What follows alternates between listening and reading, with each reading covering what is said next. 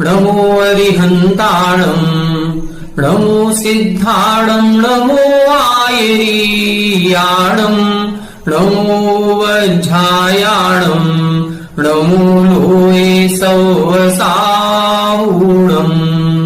मोक्षमार्गस्य नेतारं वेत्तारं कर्मभूभृतां ज्ञातारं विश्वतत्त्वानां वंदे तत्गुणलब्धये। 1008 श्री मूलनायक आदिनाथ भगवान की जय। द्वासांग जिनवाणी माता की जय। आचार्य श्रेष्ठ आचार्य गुरुवर श्री 108 पूज्यपाद स्वामी महाराज की जय। आचार्य श्रेष्ठ आचार्य गुरुवर श्री 108 विद्यासागर जी महाराज की जय। जगत पूज्य निर्यापक श्रमण मुनि पुंगव श्री 108 सुधा सागर जी महाराज की जय। सभी सरवार सिद्धि ग्रंथराज का स्वाध्याय कर रहे हैं और स्वाध्याय करते हुए प्रथम 6 अध्यायों के बाद अब हम 7वें अध्याय का स्वाध्याय कर रहे हैं। यहाँ से वास्तविक जो स्वाध्याय है या जो 6 अध्यायों में हमने जाना है उसका फल अब इन 7वें अध्याय में हमें प्रतीत होगा। अर्थात 6 अध्यायों में जो हमने जीव के स्वरूप को, अजीव के स्वरूप को और आश्रव के स्वरूप को समझा है, अब इन सारे स्वरूप को समझने के बाद अब हमें कैसी प्रवृत्ति करनी चाहिए, हमारी चर्या कैसी होनी चाहिए, इसका संपूर्ण वर्णन इस 7वें अध्याय में किया जा रहा है। हम 5 पापों का त्याग करें और 5 पापों का त्याग करके 5 प्रकार के अणुव्रत या 5 प्रकार के महाव्रतों को ग्रहण करें, इस प्रकार की भावना से यह 7वां अध्याय लिखा गया। इस 7वें अध्याय में अध्ययन करते हुए हमने 5 व्रतों के स्वरूप को समझा, उनके जो 2 भेद होते हैं अणुव्रत और महाव्रत उसको समझा, फिर 5 व्रतों की दृढ़ता के लिए किस प्रकार के भाव हमें रखने चाहिए। ऐसे भाव तो बहुत सारे होते हैं, लेकिन इधर इन्होंने मुख्य रूप से 5 भावनाओं का कथन किया है, जिसमें से हमने पूर्व कक्षाओं में 5 व्रतों की जो 5 प्रमुख भावनाएं हैं उनका वर्णन पढ़ लिया था। अब आज की कक्षा में हम जो 2 या 3 सूत्रों का अध्ययन करेंगे, ये सूत्र संपूर्ण तत्वार सूत्र के महत्वपूर्ण सूत्र हैं। जब आप संस्कृत साहित्य का अध्ययन करेंगे तो संस्कृत साहित्य में एक श्लोक प्राप्त होता है, काव्येषु नाटकम रम्यम तत्र रम्या शकुंतला तत्रेषु चतुर्थोंक तत्र श्लोक चतुष्टयम। वहां उन्होंने लिखा काव्येषु नाटकम रम्यम। जितने भी संस्कृत साहित्य में काव्य लिखे जाते हैं, चाहे भले वो महाकाव्य हो, गद्य काव्य हो, चंपू काव्य हो या अन्य कोई भी विधा में जब कोई साहित्य लिखा जाता है तो उन सारी विधाओं में सबसे रमणीय जो होता है वो नाटक साहित्य होता है, क्योंकि नाटक आदि देखने में सभी की रुचि होती है और इस प्रकार से प्रस्तुतिकरण होता है कि हर एक व्यक्ति उसको पढ़ने में और यदि दृश्य रूप में है तो देखने में उसको आनंद आता है और वो छोड़ना नहीं चाहता। तो उन्होंने लिखा काव्येषु नाटकम रम्यम तत्र रम्या शकुंतला। अब नाटक भी कितने लिखे गए, बहुत सारे लिखे गए। तो उन सभी नाटकों में यदि सर्वोत्कृष्ट नाटक कोई है तो शकुंतला नाम का नाटक है, जिसका नाम है अभिज्ञान शाकुंतलम, जिसमें शकुंतला और दुष्यंत का जीवन परिचय, उनका जीवन चरित्र का पूरा वर्णन किया गया है। और जब हम उस शकुंतला नाटक को पढ़ेंगे तो उसमें उस नाटक में कई सारे अंक दिए हुए हैं, जैसे हमारे इस तत्वार सूत्र में अध्याय हैं वहां अंक दिए हैं। तो उन अंकों में तत्रापि चतुर्थोंक, मतलब जो चौथा अंक है वो सबसे ज्यादा महत्वपूर्ण है। और उस चौथे अंक में भी बहुत सारे श्लोक दिए हुए हैं। उन सभी श्लोकों में तत्र श्लोक चतुष्टयम, जो 4 श्लोक दिए हैं वो ज्यादा महत्वपूर्ण है।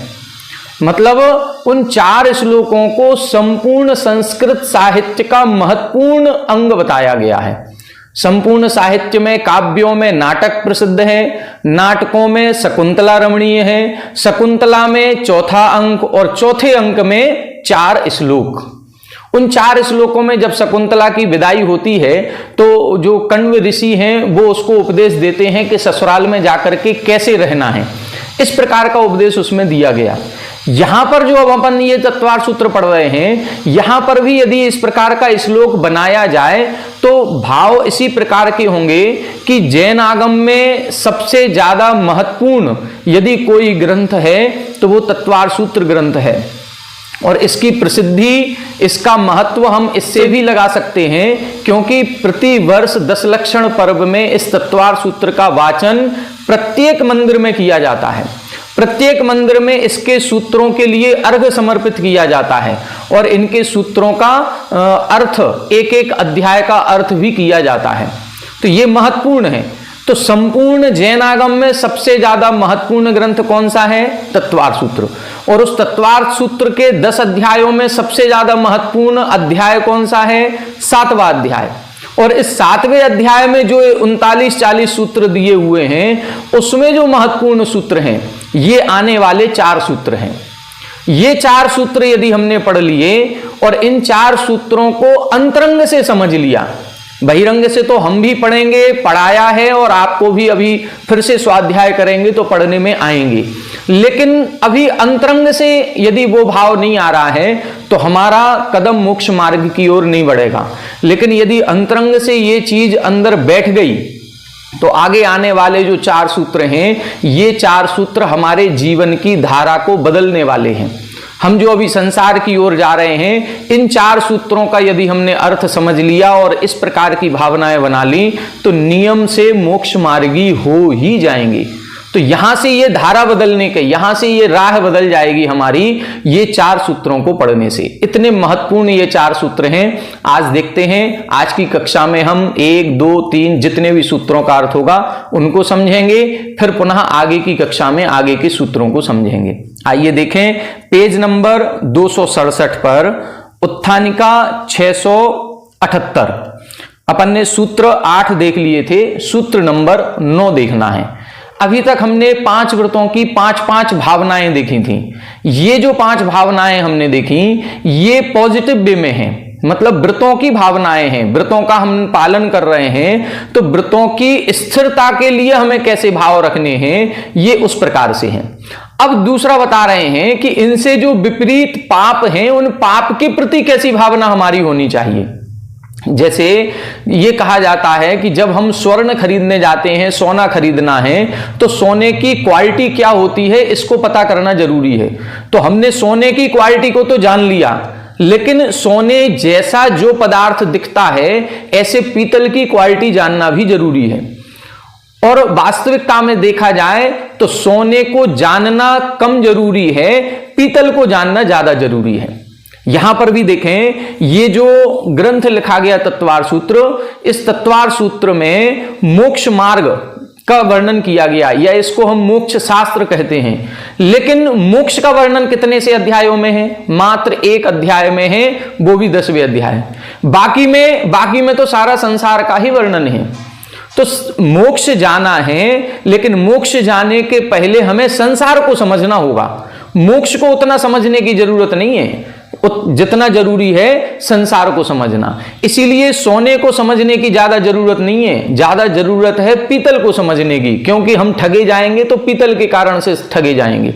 इसी प्रकार से व्रतों को ज्यादा समझने की जरूरत नहीं है, पापों को ज्यादा समझने की जरूरत है। पाप के प्रति हमारी क्या भावना होनी चाहिए, पाप को हमने छोड़ा है तो उस छोड़ने के प्रति हमारा कैसा भाव होना चाहिए।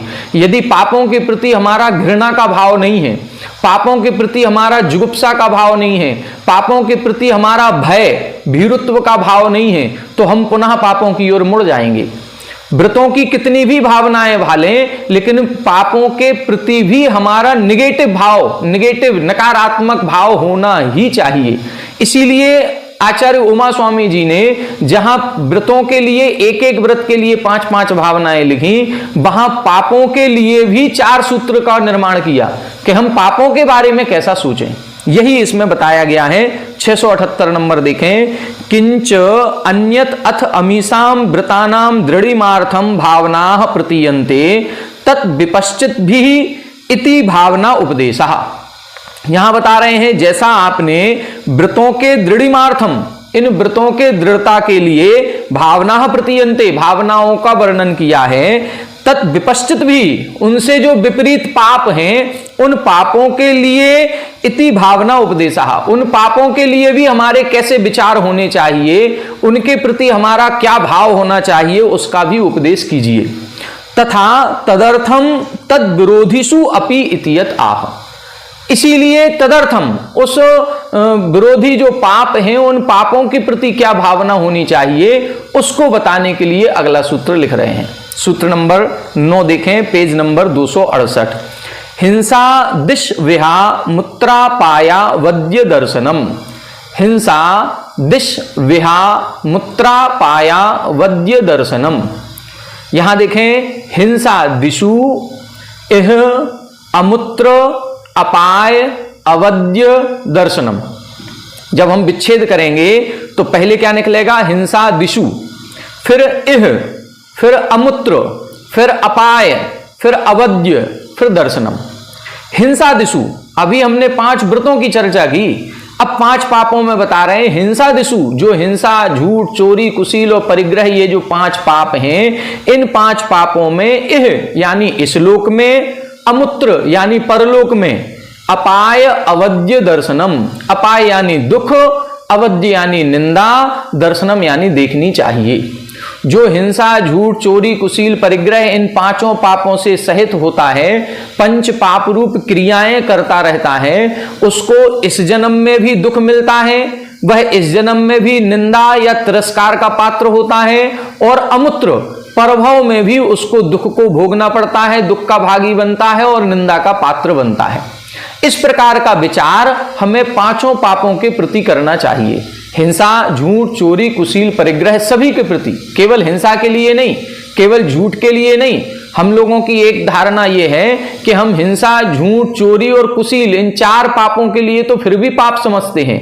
अपने बच्चों को भी डांटते हैं, हिंसा मत करो, नरक में जाओगे, झूठ मत बोलना, ये सबको मना करते हैं, लेकिन परिग्रह जोड़ने के लिए कभी किसी को मना नहीं करते। स्वयं की भी भावना होती है कि हम परिग्रह को जोड़ें, और जो हमारी आगे आने वाली पीढ़ी है उसके लिए भी जोड़ जोड़ करके रखे जाते हैं।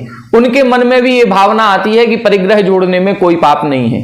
तो यहां पर 5 पापों के प्रति ये भावना लानी है कि ये 5 पापों को भोगने पर इस लोक में और परलोक में दोनों जगह दुख को भोगना पड़ता है और निंदा का पात्र बनना पड़ता है। आइए टीका देखें। 679। अभ्युदय निश्रेयस अर्थानाम क्रियाणाम विनाशकः प्रयोगो अपायः। अपाय किसे कहते हैं? यहां लिखा हिंसा दिशु इह अमूत्र अपाय अवद्य दर्शनम। तो पहले अपाय शब्द की व्याख्या कर रहे हैं। अभ्युदय निश्रेयस अर्थानाम क्रियाणाम विनाशकः। जो अभ्युदय का मतलब होता है स्वर्ग आदि की संपत्ति, और निश्रेयस यानी मोक्ष। तो जो स्वर्ग और मोक्ष के कारणभूत जो क्रियाएं हैं, उन क्रियाओं का जो विनाशक है, उन क्रियाओं को अपाय कहते हैं।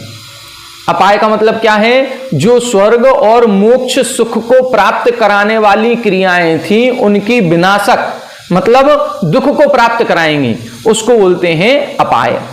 अवद्य का मतलब गर्ह्यम। अवद्य का मतलब होता है गर्ह्यम। गर्ह्यम का मतलब होता है निंदा, गर्हा। अपायश्च अवद्यम च अपायावद्ये तयोः दर्शनम अपाय अवद्य दर्शनम भावयितव्यम। अब इधर दोनों शब्दों का समास कर दिया, अपाय का और अवद्य का। अपायश्च अवद्यम च, दोनों को मिलाया तो क्या बन गया? अपायावद्ये। फिर तयोः, उन दोनों में दर्शन करना है, देखना है। तो अब दर्शन शब्द के साथ उनको जोड़ा है तो क्या बन गया? अपाय अवद्य दर्शनम। मतलब दुख और निंदा देखनी चाहिए, ऐसी भावना करें। कहां करें ये भावना? क्वा। क्वा का मतलब कहां। तब लिख रहे हैं इह अमूत्र च, इस भव में भी और पर भव में भी। केसु किन में करना है? हिंसादिषु, हिंसा आदि पांचों पापों में। तो हिंसा आदि जो 5 पाप हैं उनमें इस लोक में और परलोक में दोनों जगह अपाय और अवध्य देखना चाहिए। मतलब हिंसा आदि 5 पाप स्वर्ग और मोक्ष की क्रियाओं के विनाशक हैं। हम यदि हिंसा आदि 5 पापों में प्रवृत्त होंगे तो ना तो हमें स्वर्ग मिलेगा और ना हमें मोक्ष मिलेगा, उनके ये विनाशक हैं। और अवध्य, अवध्य का मतलब है निंदा का पात्र वो बनता है। कथम इति चेत उच्यते, अब कैसे इसको लगाना है, कैसे चिंतन करें, क्या भावना भाएं, तो वो भावनाएं भी यहां पर विस्तार से बताई गई हैं। देखें, हिंसायाम तावत, सबसे पहले हिंसा में बता रहे हैं, हिंस्रो ही नित्य उद्वेजनीय सतत अनुबद्ध बैरश्च इह च वदबंधन परिक्लेशादीन प्रतिलभते प्रेत्य च अशुभाम गतिम गर्हितश्च भवति इति हिंसाया विपरमः श्रेयान। क्या भावना भानी है कि हिंस्रो ही नित्य उद्वेजनीय, जो हिंसक जीव होता है या जो हिंसा करने वाला है वह कैसा होता है? नित्य उद्वेजनीय, नित्य व्याकुल रहता है, दुखी रहता है। सतत अनुबद्ध वैरश्च, निरंतर बैर को बांधने वाला होता है। हम किसी जीव को मारेंगे तो निश्चित है कि वह हमसे बदला लेगा, तो ये बदला लेने की जो भावना होती है इसी को बैर कहते हैं। कोई कोई जीव उसी भाव में बदला ले लेते हैं, कोई जीव यदि दुर्बल हैं, कमजोर हैं और उस भाव में बदला नहीं ले पा रहे हैं तो वो ऐसा परिणाम करते हैं कि एक ना एक दिन ऐसा आएगा कि हम आपके इस किए गए कार्य का बदला जरूर लेंगे, और वो फिर अगले भाव का इंतजार करेगा। अब वो भाव कब आएगा? हो सकता है 2, 4, 10 भाव बाद कभी भी आएगा। तो जब वो सबल होगा और तुम निर्बल होगे और एक दूसरे से सामना होगा तो वह उसको पूरा बैर पिछले परिणाम याद आ जाएंगे। तो हिंसात्मक जो जीव होता है वो क्या होता है? सतत अनुबद्ध बैरश्च, निरंतर ही बैर को बांधने वाला होता है। और एह च वद बंधन परिक्लेशादीन प्रतिलभते, और इसी भाव में वध बंधन परिक्लेशादीन, वध यानी मारा जाता है, बंधन बंधन को प्राप्त होता है, और परिक्लेशादीन अनेक प्रकार के दुखों को प्रतिलभते प्राप्त होता है। यदि यहां इस संसार में हम किसी जीव का मर्डर कर दें तो यहां पर मर्डर करने के बाद क्या होगा? हम पकड़े जाएंगे, पकड़े जाने के बाद हमको जेल में बंद किया जाएगा, बंधन किया जाएगा। वहां पर भी जो पुलिस वाले रिमांड पर लेते हैं और उस रिमांड पर 3rd डिग्री से मारते हैं, तब पता चलता है कि हिंसा करने का क्या फल होता है। तो यहां पर जो इस लोक में भी हिंसा करता है वो भी मारा जाता है, बंधन को प्राप्त होता है, उसको भी फांसी आदि की सजा दे दी जाती है, या उसको भी कई प्रकार से टॉर्चर किया जाता है। और प्रेत्य, प्रेत्य का मतलब है अगले भाव में, और अगले भाव में अशुभाम गतिम गर्हितश्च भवति, अशुभाम गतिम अशुभ गति को प्राप्त होता है। शुभ गति नहीं लिखा, शुभ गति कौन सी होगी? देवगति। तो देवगति को प्राप्त नहीं होगा, वो नरक निगोध को प्राप्त होगा। और गर्हितश्च भवति, और गर्हितश्च यानी निंदनीय होता है। इति हिंसाया विपुरमः श्रेयान, ऐसा सोच करके, ऐसी भावना भा करके ये मन में विचार लाना है कि हिंसा करने से इतना दुख मिलता है, इससे अच्छा है कि हम हिंसा को छोड़ दें। हिंसा को छोड़ना ही श्रेयस्कर है, श्रेयान यानी श्रेष्ठ है। और हम ऐसा भाव करेंगे तब हम हिंसा से दूर होंगे और अहिंसा धर्म में प्रवृत्ति करेंगे। तो यहां 5 पापों को छोड़ना श्रेयस्कर क्यों है, श्रेष्ठ क्यों है? क्योंकि उससे अपन को हानि देखनी है। कभी भी कोई भी क्रिया होती है तो हानि लाभ देखा जाता है। तो 5 पापों से क्या हानि है और 5 व्रतों से क्या लाभ है, इस प्रकार का विचार हमारा होना चाहिए। तो लाभ तो हमें बता दिया व्रतों का, लेकिन 5 पापों से क्या हानि है वो यहां पर बता रहे हैं। तो हिंसा का बता दिया, अब आगे देखें। तथा अनृतवादी अश्रद्धेयो भवति, जो झूठ बोलता है वो अश्रद्धेयो मतलब अविश्वास पात्री हो जाता है। यदि हम ज्यादा झूठ बोलेंगे तो हमारे ऊपर कोई विश्वास नहीं करेगा और संसार का सारा लोक व्यवहार खत्म हो जाएगा। संसार में आज जितना भी बिजनेस व्यापार जो भी कुछ चल रहा है वो केवल एक विश्वास के बल पर ही चल रहा है। चाहे हमारी रिश्तेदारी हो, चाहे हमारा बिजनेस व्यापार हो, किसी भी प्रकार से जो हमारा संबंध एक दूसरे से बना हुआ है वो केवल विश्वास के बल पर है। और यदि हम बात बात में झूठ बोलेंगे तो कोई हमारा भरोसा नहीं करेगा, विश्वास नहीं करेगा, हम कैसे हो जाएंगे? अश्रद्धेयो भवति। जो झूठ बोलने वाला है वो अविश्वास पात्री हो जाता है। एह एव च जिह्वा छेदादीन प्रतिलभते मिथ्या व्याख्यान दुखितेभ्यश्च बद्ध वैरेभ्यो बहूनि व्यसनानि अवाप्नोति प्रेत्य च अशुभाम गतिम गर्हितश्च भवति इति अनृत वचनात् उपरमः श्रेयान। अब क्या बता रहे हैं, एक तो अविश्वास पात्री हो जाता है, दूसरा यहां इसी लोक में जिह्वा छेदादीन, यदि कहीं कोई झूठ बोलता हुआ पकड़ा गया और उसने कहीं ऐसा झूठ बोला जिससे दूसरे का बहुत नुकसान हो गया और उसने जाकर के कहीं थाने आदि में रिपोर्ट कर दी और जब पकड़ा जाता है तो उसको जिह्वा छेदादीन, उसकी जीभ काट ली जाती है, क्योंकि बोलने का काम कहां से होता है, रसना इंद्री से। और पहले के जमाने में ऐसा होता था, जब राजा आदि जो होते थे और कहीं कोई ऐसा झूठा व्यक्ति पकड़ा जाता था तो राजा यही दंड देता था कि इसने झूठ बोला है, इसकी जीभ काट ली जाए, इसकी जबान काट ली जाए, आज के बाद ये बोल ही नहीं पाएगा। तो इस प्रकार से उसको कष्ट दिया जाता है।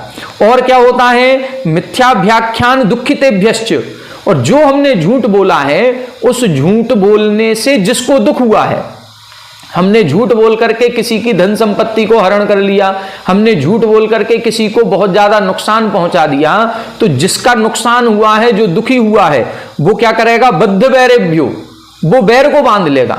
और बैर को बांधने के बाद अब वो जो आपका लड़ाई झगड़ा है वो कई भवों तक चलेगा। तो इस प्रकार से बहूनि व्यसनानि अवाप्नोति, अनेक प्रकार के दुखों को प्राप्त करता है।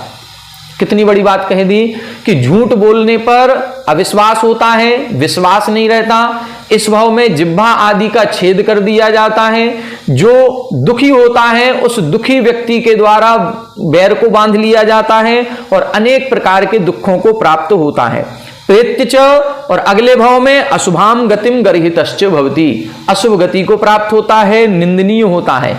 इसलिए ऐसा सोच करके अनृत वचनात् उपरमः, झूठ वचन से हमें उपरत होना है, मतलब रहित होना ही श्रेयान, श्रेयस्कर है, श्रेष्ठ है। इस प्रकार की भावना करनी चाहिए। और आगे देखें, तथा स्तेनः परद्रव्य आहरण आसक्तः सर्वस्य उद्वेजनीयो भवति। अब चोरी के बारे में बता रहे हैं, तथा स्तेनः, इसी प्रकार से जो चोर होता है, जो पर द्रव्य हरण आसक्तः, जो दूसरों के धन संपत्ति को लेने में आसक्त है, वो सर्वस्य उद्वेजनीयो भवति, सभी के द्वारा दुख दिया जाता है, हमेशा व्याकुल रहेगा, हमेशा दुखी बना रहेगा।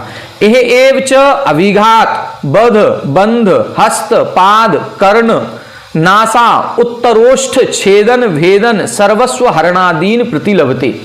कितने दुख बता रहे हैं, यह एवच अभिघात, अभिघात का मतलब है ठोकर मारना, किसी से हथौड़े आदि से उसको पीटा जाता है, डंडे से पीटा जाता है, हंटर आदि से मारा जाता है। और वध बंध, उसको मारना, बंध यानी बांधना, हस्त यानी हाथ, पाद यानी पैर, कर्ण कान, नासा यानी नाक, और उत्तरोष्ठ यानी ऊपर का होंठ, ये सारे छेदन वेदन, इनका छेदन वेदन कर दिया जाता है। किसी के कान काट लेंगे, किसी की नाक काट देंगे, किसी का ऊपर का होंठ छेद देंगे। मतलब चोरी करने वाला यदि पकड़ा जाता है चोर, तो उसको तरह तरह से दंड दिया जाता है, उसके हाथ पैर आदि को काट दिया जाता है, बदबंधन किया जाता है। और क्या, सर्वस्व हरणादीन, और जो उसने चोरी की थी वो चोरी का माल तो ले ही लेंगे, इसके अलावा जो भी उसके पास उसकी खुद की संपत्ति आदि होगी वो भी छीन ली जाती है। प्रेत्य च अशुभाम गतिम गर्हितश्च भवति, और अगले भाव में भी अशुभ गति को प्राप्त होता है, निंदनीय होता है, तिरस्कृत होता है। ऐसा सोच करके स्तेयात विपरीति ही, स्तेयात यानी चोरी से दूर होता है। यही दूर होना ही श्रेयसी, यही श्रेष्ठ कार्य है, यही उत्तम कार्य है। तो ऐसा पांचों पापों के बारे में हमें निगेटिव, नकारात्मक सोचना है। जब हम ऐसा सोचेंगे तब हमारे मन में ऐसे भाव आएंगे कि हमें चोरी नहीं करना है। चोरी करने वाले को इस प्रकार से दुख मिलता है। हम कभी झूठ नहीं बोलेंगे, झूठ बोलने वाले की जिह्वा काट ली जाती है। हम कभी हिंसा नहीं करेंगे, हिंसा करने वाले को फांसी पर लटका दिया जाता है। जब हम इन मिलने वाले जो फल हैं, दंड हैं, उन दंड से डरेंगे तब जाकर के हम पाप को छोड़ेंगे, और पाप को छोड़ना ही श्रेष्ठ मानेंगे। आगे देखें, तथा अब्रह्मचारी मद विभ्रम उद्भ्रांत चित्तो वनगज इव वासिता वंचितो विवसो वध बंधन परिक्लेशान अनुभवति। मोहाविभूतत्वाच्च कार्य अकार्य अनभिज्ञो न किंचित कुशलम आचरति। परांगना आलिंगन संगकृत रतिश्च इह एव वैर अनुबंधनो लिंगच्छेदन वध बंध सर्वस्व हरणादीन अपायान प्राप्नोति। प्रेत्य च अशुभाम गतिम अश्नुते गर्हितश्च भवति। क्या बता रहे हैं कि जो अब्रह्मचारी है, मतलब अब्रह्म का सेवन करने वाला है, कुशील पाप करने वाला है, वो मद विभ्रम उद्भ्रांत चित्त वनगज इव, जो ऐसा हाथी के समान बता रहे हैं जिस हाथी के मस्तक से मद जल बह रहा है और वह उस मद जल के कारण उद्भ्रांत चित्त हो गया, पागल जैसा हो गया। और क्या कर रहा है, वो अब हथनी की तलाश कर रहा है। एक हाथी को पकड़ना बहुत मुश्किल होता है, हाथी को ऐसे ही बंधन नहीं किया जा सकता है, उसको आसानी से नहीं पकड़ा जा सकता है। उसको पकड़ने का केवल एक ही साधन है कि हाथी स्पर्शन इंद्री का लोलुपी होता है और उसको स्पर्शन इंद्री के यदि भोग दे दिए जाएं तो उसको अपने वश में किया जा सकता है। इसीलिए एक बहुत बड़ा गड्ढा खोद करके उसके ऊपर घास फूस आदि बिछा करके और उसके ऊपर एक नकली हथनी का रूप एक रखा जाता है। जब हाथी मद विभ्रम हो जाता है और जब वो देखता है कि यहां पर ये हथनी खड़ी है और उस हथनी के पीछे आता है, तब जाकर के वो उस गड्ढे में गिर जाता है। तो हथनी के चक्कर में आकर के वह बंधन को प्राप्त हो जाता है। इसी प्रकार से इधर बता रहे हैं कि उसी हाथी के समान विवश होता हुआ वासिता वंचितो, वासिता का मतलब स्त्री, तो हाथी की स्त्री कौन, हथनी। इसी प्रकार से यहां पर महिला पुरुष को लगाना है कि उस महिला से विवश होते हुए, वंचित होते हुए जो विवश हो गया है और विवश होकर के वध बंधन परिक्लेशान अनुभवति, वध बंधन आदि अनेक दुखों को प्राप्त होता है। मोहाभिभूतत्वाच्च कार्य अकार्य अनभिज्ञो, मोह के कारण से इतना मोहित हो जाता है कि उस मोह के कारण से क्या करने योग्य है और क्या नहीं करने योग्य है उसमें अनभिज्ञ हो जाता है। उसको ध्यान ही नहीं रहता है कि हम क्या कर रहे हैं। और न किंचित कुशलम आचरति, और जब उसको ये ध्यान नहीं होता है, विवेक नहीं होता है, तो कुछ भी अच्छा नहीं करता है। जो भी कार्य करेगा वो बुरा ही करेगा। और ये सब चीज हम देख ही रहे हैं इस संसार में। अभी वर्तमान में जो परिस्थितियां बन रही हैं वो सारी परिस्थिति हम सभी के सामने हैं। रोजाना हम न्यूज़पेपर में और टीवी चैनल आदि पर देख रहे हैं कि किस प्रकार से व्यक्ति अपने इस मोह के कारण से, कुशील पाप के कारण से छोटी बच्चियों को भी नहीं देख रहा है और बूढ़ी औरतों को भी नहीं देख रहा है, और कार्य अकार्य का कोई भी विवेक ना रख करके किसी के साथ भी रेप आदि करने की कोशिश करता है और उनके साथ किस प्रकार की प्रतिक्रिया करता है ये कहने की बात नहीं है, सब समझ रहे हैं। और उसको जब वो पकड़ा जाता है तो किस प्रकार से दंडित किया जाता है, किस प्रकार से उसको सजा मिलती है, किस प्रकार से दुख दिए जाते हैं, ये भी हम सभी जानते हैं। यही इसमें बता रहे हैं कि न किंचित कुशलम आचरति, फिर वह कुछ भी अच्छा नहीं करता है। वो ये देखता नहीं है कि हम क्या करने जा रहे हैं, किस प्रकार का पाप करने जा रहे हैं। और परांगना आलिंगन संगकृत रतिश्च एह एव वैर अनुबद्धनो लिंगच्छेदन वध बंधन सर्वस्व हरणादीन अपायान प्राप्नोति। और परांगना आलिंगन, और दूसरे की स्त्री के साथ स्पर्श करने की, आलिंगन करने की जो भावना होती है, उसके साथ रमण करने की जो इच्छा होती है, वह इच्छा से उस रति भाव से ही बैर अनुबंधनो, बैर से सहित हो जाता है। और यहां पर जो उसको दंड दिया जाता है उसके लिंग का ही छेदन कर दिया जाता है। और तरह तरह के वध बंधन सर्वस्व हरणादीन, तरह तरह से उसको भी प्रताड़ना दी जाती है। जिस प्रकार से वह रेप केस में उस महिला के साथ गलत आचरण करता है, उसी प्रकार का फिर गलत आचरण इस व्यक्ति के साथ भी किया जाता है। और सर्वस्व हरणादीन, सभी प्रकार की उसकी संपत्ति परिसंपत्ति नष्ट कर दी जाती है। आजकल तो यूपी में तो एक विशेष ही चल रहा है कि यदि कहीं कोई अपराधी पकड़ा जाता है तो सबसे पहले बुलडोजर चला करके उसके घर आदि संपत्ति को नष्ट कर दिया जाता है। तो ये ही यहां पर बता रहे हैं, सर्वस्व हरणादीन, उसका सब कुछ नष्ट कर देते हैं। और प्रेत्य च अशुभाम गतिम अश्नुते, और भविष्य में जब अगले भाव में जाएगा तो वो अशुभ गति को प्राप्त होता है। गर्हितश्च भवति, निंदनीय होता है, निंदा का पात्र बनता है, ऐसा मान करके अतः विरति आत्महितः, इसलिए इस अभ्रम या कुशील के सेवन से विरक्ति ही आत्मा के हित में है, ऐसा श्रेष्ठ मान करके इस कुशील पाप से दूर होता है। तथा परिग्रहवान शकुनि इव गृहीत मांस खंड अन्येषाम तदर्थिनाम पतत्रिणाम इह एव तस्करादीनाम अभिभवनीयो भवति, तद अर्जन रक्षण प्रक्षय कृतांश्च दोषान बहून अवाप्नोति, न च अस्य तृप्तिर्भवति इंधनैः इव अग्नेः लोभाभिभूतत्वाच्च कार्य अकार्य अनपेक्षो भवति, प्रेत्य च अशुभाम गतिम आस्कंदते, लुब्धोयम इति गर्हितश्च भवति इति तद्विरमणम श्रेयः। देखो, परिग्रह पाप के लिए भी 3-4 लाइनें लिखी कि जो परिग्रहवान होता है वो कैसा होता है, शकुनीव, कौवे के समान। क्या करता है, जब कहीं कोई एक मांस का टुकड़ा पड़ा होता है तो एक कौवा आकर के बैठता है तो दूसरा कौवा उसको छीनता है। मतलब उसके पास भी एक मांस का टुकड़ा पड़ा है, लेकिन वो अपना नहीं खाता है, वो दूसरे को देखता है और दूसरे के मांस के टुकड़े को छीनने का प्रयास करता है। इसी प्रकार से जैसे कुत्ता एक जाति है, वो अपने उस रोटी को नहीं खाएगा, वो दूसरे की रोटी को छीनने का प्रयास करता है।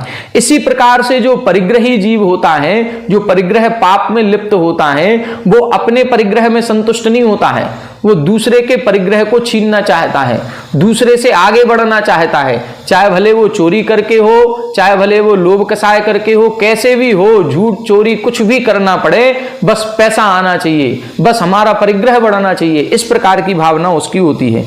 तो यहां बता रहे हैं, तथा परिग्रहवान शकुनि एव गृहीत मांस खंडा, जो कौवा है वो गृहीत मांस खंडा, उसके पास मांस का खंड है, फिर भी अन्येषाम तदर्थिनाम पतत्रिणाम एव, लेकिन वो जो दूसरे और भी कौवा चाहने वाले हैं उनसे दूर हट जाता है और उनके छीनने का प्रयास करता है। एव इसी प्रकार से यहां पर भी तस्करादीनाम अभिभवनीयो भवति, इसी प्रकार से यहां पर भी यदि हमारे पास ज्यादा परिग्रह हो जाएगा, ज्यादा धन संपत्ति हो जाएगी, तो क्या होगा, यहां पर भी हमारे यहां चोरी हो जाएगी, डकैती हो जाएगी। मतलब परिग्रह जो है वो किसी ना किसी चोर को आमंत्रण दे रहा है। परिग्रह यदि हमारे पास ज्यादा होगा तो वो कहीं ना कहीं किसी डाकू को आमंत्रण हम दे रहे हैं कि हमारे पास बहुत है, तो कहीं ना कहीं से डाकू आएंगे, चोर आएंगे, कहीं ना कहीं से हमारे उस परिग्रह पर किसी दूसरे की कौवे के समान दृष्टि हो जाएगी। अब फिर क्या करेंगे, तद अर्जन रक्षण प्रक्षय कृतांश्च दोषान, अब हम उसकी रक्षा करेंगे, उसको जोड़ेंगे, उसकी रक्षा करेंगे, उसके संवर्धन में और उसके संरक्षण में अपने दिन रात लगे रहेंगे और उसमें बहुनी दोषान अवाप्नोति, अनेक प्रकार के दोषों को उत्पन्न करेंगे, मतलब अनेक प्रकार से दुखी रहेंगे। न च अस्य तृप्तिर्भवति ईंधनैः इव अग्नेः, क्या कह रहे हैं, और इसके किसी भी प्रकार से परिग्रह में तृप्ति नहीं होती है, संतुष्टि नहीं मिलती है। आज एक जमीन खरीदी है तो कल दूसरी जमीन खरीदने के लिए भाव हो जाते हैं कि अभी तो एक खरीदी, अब एक इससे और बड़ा प्लॉट चाहिए, अभी हमने एक चेन अंगूठी बनवाई है, अब और कुछ बनाने की, सोना खरीदने की इच्छा होती है, अभी तो हमारे पास केवल 1 करोड़ रुपए ही है, अब हमें इसके 2 करोड़ करने हैं। ये कहीं ना कहीं भावना बनती है।